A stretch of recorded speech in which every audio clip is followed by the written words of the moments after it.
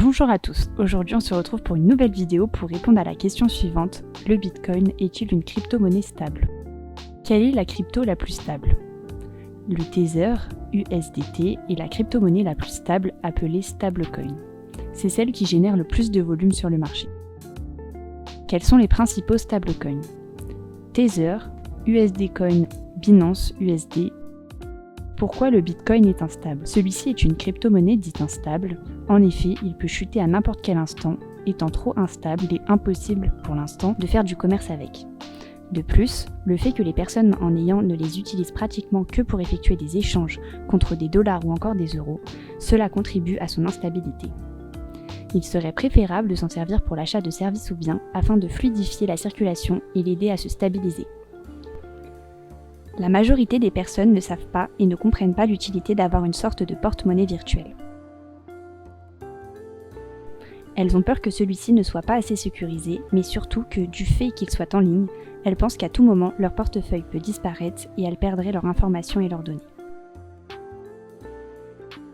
Le Bitcoin est également un logiciel libre de droit, c'est-à-dire qu'il peut être reproduit, dupliqué, de manière à créer d'autres crypto-monnaies et par la suite diminuer l'intérêt de celles-ci. Tous ces éléments mettent en avant son instabilité.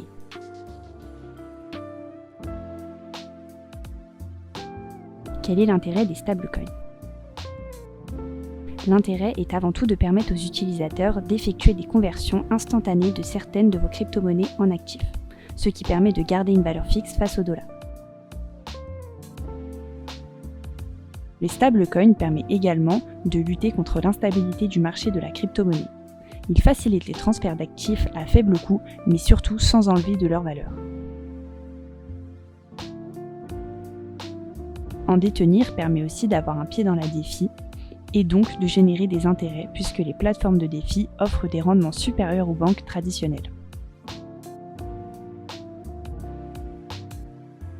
Pourquoi le Bitcoin est une crypto limitée? Dans le code informatique, il est inscrit que le nombre de BTC est limité à 21 millions. Actuellement, 17 millions de bitcoins sont en circulation. C'est en 2140 que le montant devrait être atteint. Qui fixe son prix?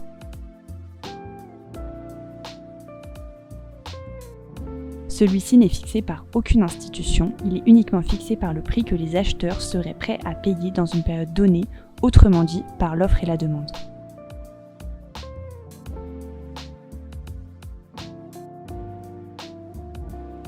Le prix du Bitcoin augmente lorsque la demande augmente et décroît lorsque la demande décroît également.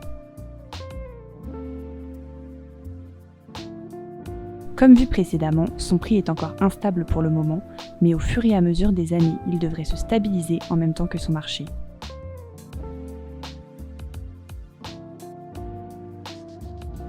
Pourquoi le Bitcoin perd de la valeur?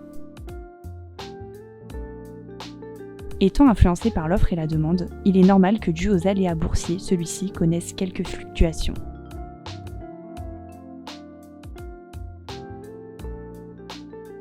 Quand on vend des bitcoins, la valeur baisse. Quand on en achète, celle-ci augmente. Lorsqu'elle subit une perte de valeur, cela signifie qu'il y a plus de ventes que d'achats.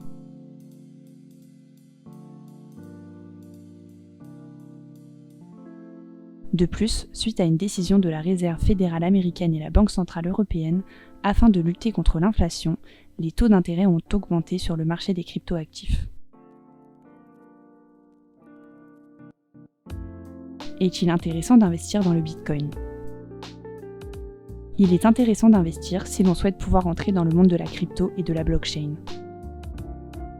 Cela permet de diversifier son portefeuille et de s'immuniser face à la baisse d'un de vos actifs.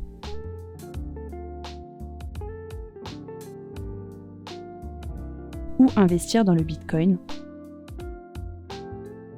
Vous pouvez investir sur une plateforme d'échange en ligne généralement disponible sous forme d'application sur l'App Store ou Google Play Store.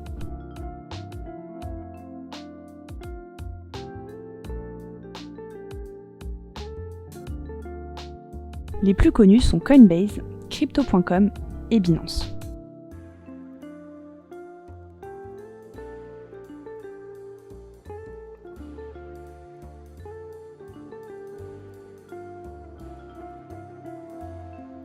Merci d'avoir écouté cette vidéo et à bientôt pour la suivante avec un nouveau thème abordé.